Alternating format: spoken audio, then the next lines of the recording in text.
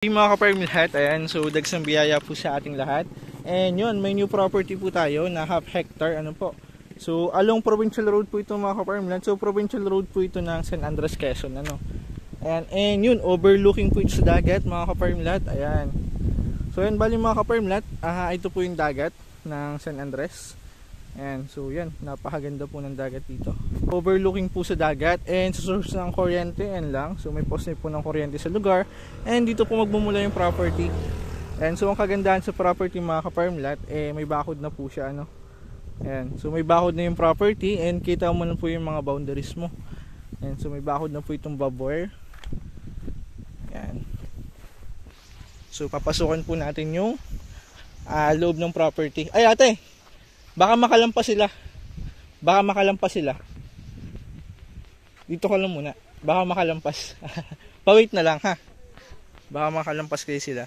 So mula doon sa may bakod na yun mga farm lot, abot dito sa may punong na to. So estimate natin ay nasa 80 meters po ano, yung frontage. 80 to 90 meters yung frontage niya. And ito po yung loob ng property. Papasukin natin. May baka. And so half hectare po ito mga ka-farm lot. Ayan. And yun. Ang kagandahan dito, may bakod na paikot. Kita mo na yung boundaries mo. Ayan, ayan. Yung nakita ko. Ayan. So, ayan. Malinis din ito mga ka-farm lot. Ano? So, just wala kang makikita ang puno-puno. Ayan. Malinis po ito mga ka-farm lot. Ayan. So, best din siya kung mahilig ka magtanim or mag-alaga ng hayop. Ano? And yun. And overlooking po ito sa dagat. Ayan. Ayan mga ka-farm lot, bali ito lang yung dagat niya. Ayan no. Ayan, so napakalapit lang po nito sa dagat. So almost 8 mga 5 minutes lang mga ka-farm lot. So 5 minutes drive lang po, dagat na. Ayan. So napakalapit lang po. Ito lang po yung provincial road niya. So mga 8 minutes, 1 kilometer na lang po yan, dagat na mga ka-farm lot. So napakalapit po ano kung gusto mo maligo sa beach. And kung may kids po kayo, ay nako, siguradong mag-i-enjoy po ano. If kung mapapansin nyo rin po sa Google Map, ayan, so kung mapapansin nyo po, halos palibot po yung dagat. Kaya kahit saan bayan kayo pumunta or karatig bayan ng San Andres o San Narciso, Mulanay, San Francisco, so napapalibutan po yun ng dagat ano. And nakagandahan din mga ka-farm lot, sa part ng San Narciso, meron po diyang part na white sand. Ayan, so napakaganda po and accessible naman paliguan ano. So kasi may mga access road naman po.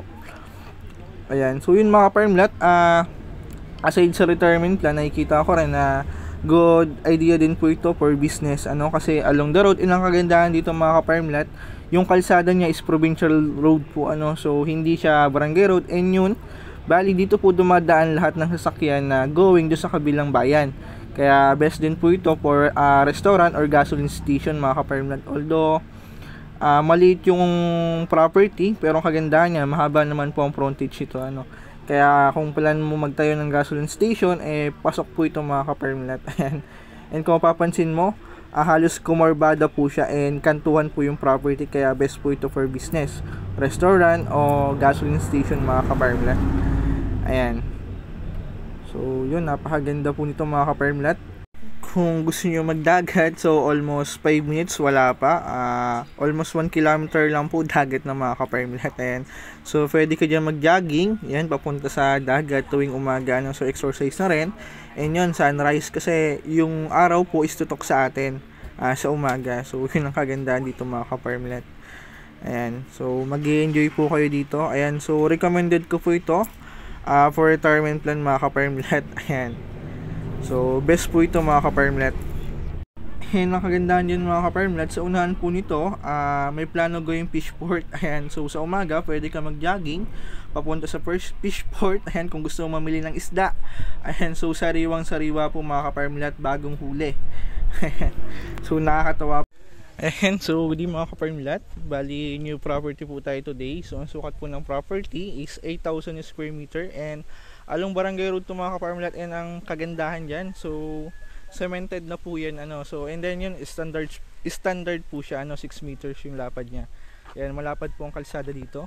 And then yung property mga ka-farm lot is dun siya magbumula sa gilid ng bahay na yan. So estimate natin it's almost 50 meters yung frontage niya ano, sa kalsada. Mula doon abot dito sa puno na to. So estimate natin is 50 meters and sa poste ng kuryente. Ayan lang, kaya may source po ng kuryente sa lugar. And yung dagat mga kaparmlet, tanaw po dito ang dagat, ano. So ito lang po yung dagat niya, and kung idadrive natin, so estimate ko po is 5 minutes, nasa dagat na tayo, ano. And bali ito lang po yung dagat niya. Ayan, so hindi lang masyadong kita sa video. Ayan, napakalapit lang po ito sa dagat. Ayan yun, papasokin natin yung property. Bali, flat lang ito mga ka-farmland, so almost 90% platted po yung property, ano. Ayan, so flat land po ito. Wow, ayan ang kagandahan dito mga ka-farmland. So along Barangay Road po ito, cemented na, and from Manila, so wala po tayong dadaanan na rough road, ano, so all cemented na po yan. Ayan, so yan mga ka-farmland, ito po yung loob ng property. Yan, flatland area po ito, flatland. Ayan, so platted area po ito mga ka-farmland, flatland.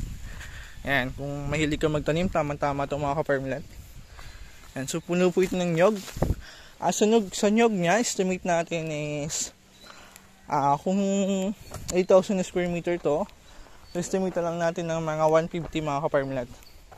150 to 200 ka puno po ng nyog. Ayan, estimated natin yan. Ayan. So, ayan. Yun, kung naghahanap ng mga ka-farmland ng flatland property na along the road, na hindi kalakihan yung cut, so baka ito na yung hinahanap mo.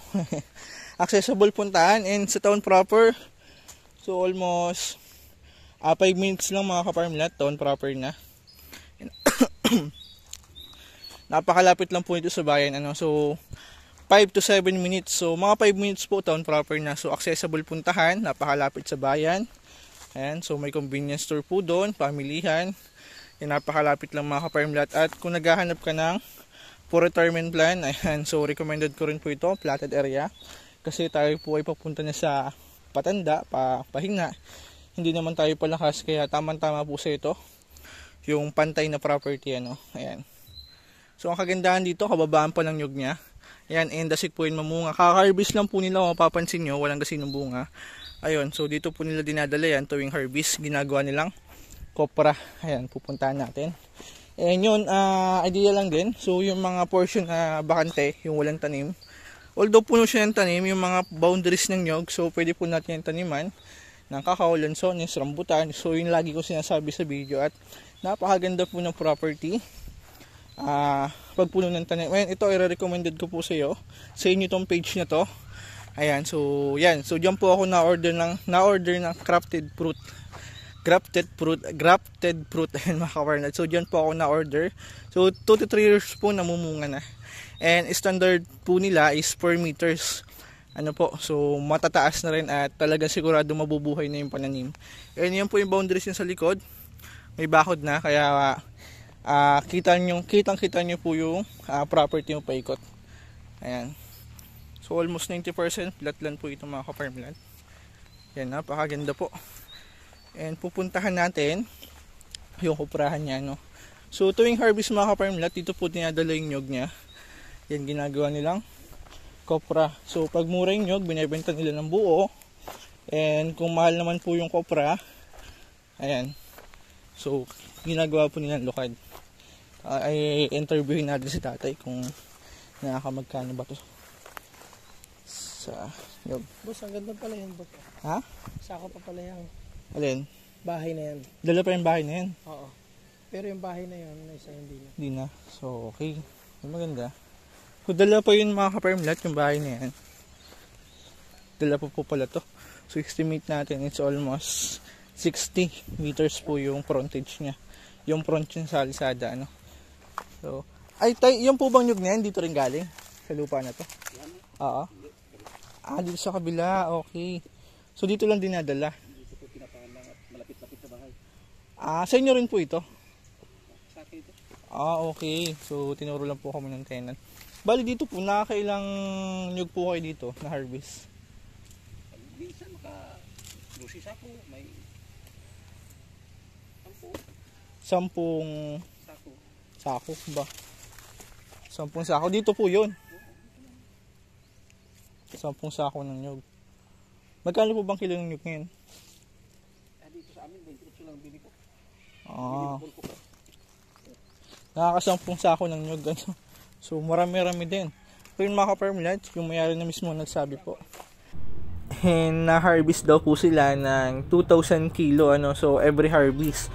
So kwento ko lang mga ka-farmland, last time bali may nabenta po tayong property. So tayo po yung nagpa-harvest kasi yung may-ari is nasa abroad, bali nasa US po so kaya tayo naatasan na magpa-harvest. So yun mga ka-farmland, bali 3 hectare po yun, and yun ang estimate income ko lang ng property is 3 to 4,000 kasi nga konti lang yung nyog niya kasi kalimitan ng nyog niya mababa pa, and yung namumunga niya sobrang taas na kaya yung bunga niya medyo maliit na kasi mataas na yung puno ng nyog. So estimate ko is 3 to 4,000 lang po yung income. So nagulat ako kasi naka 4,000 kabuo siya ng nyog, and yun timbang po siya ng 1,000 kilo sa kopra mga ka-farmland. So bali kumita po ng 31,000 yung property. So isang harvest lang yun mga ka-farmland. So yun mga ka-farmland, 31,000 pero hati po yun, kalahati sinagawa and kalahati naman po yung mapupunta sa mismong may-ari. So madaling sabi, sa 31,000, so 15,000 lang po yung mapapasa atin. So labas na po lahat ng gastos, expenses, and yun para po doon sa manggagawa mga ka-farmland. So imagine kung nakaka 2,000 kilo po ito every harvest. Yan. So ang kagandahan din mga ka-farmland, sa property, so may income tayo every month. So unlike na ibabangko mo lang, matatalo pa tayo sa inflation rate. So yun mga ka-farmland, kung naghahanap ko ng retirement plan at the same time investment na rin, so recommended ko po ito. Kasi yun, at along the road to mga ka-farmland, alam naman po natin, pag along the road ng property, so mabilis po magtaas ang value niyan.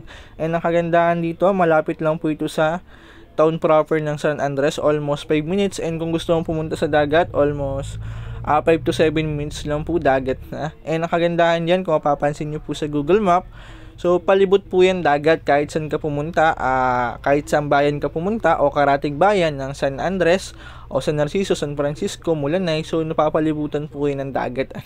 Kaya kung may kids po kayo, mahilig kayo magdagat, mag-swimming, and so mag-enjoy po kayo dito mga ka-farmland. Ayan. So recommended ko po ito. And yun, ang kagandahan dito kasi nga tabing dagat yung bayan niya. Pwede po kayong bumili ng bangka. Ayan, pwede nyo ipalaot sa iba. So sa huli, hati po kayo. So sample, maka 10 kilo, tig 5 kilo po kayo dun sa naghuli. So ang kagandahan dyan, fresh yung uulamin nating isda. Sariwang-sariwang mga ka-farmland, galing sa dagat. And kung mahilig ka magtanim, ayan, so hindi ka magugutom dito mga ka-farmland, unlike sa Manila na ultimong kangkong binibili. So dito pag masipag ka magtanim, ayan, no need mo na bumili, or pwede kang humingi sa kapitbahay kung tamad ka magtanim. So mababait naman po ang tao dito. Ayan, and yun, bali nagtatanong-tanong din naman po kami sa mga karatig bahay kung kamusta naman yung lugar, kung safe ba o o kung magulo o hindi. So okay naman po ito. And safe naman po yung lugar. So ayun mga ka-farmland, bali abot dito na lang po ang video natin. At if interested ka po, so i-message nyo lang po sa Viber, WhatsApp. So sasagot naman po tayo mga ka-farmland. Yun lang po, and God bless and dagsang biyaya po sa ating lahat.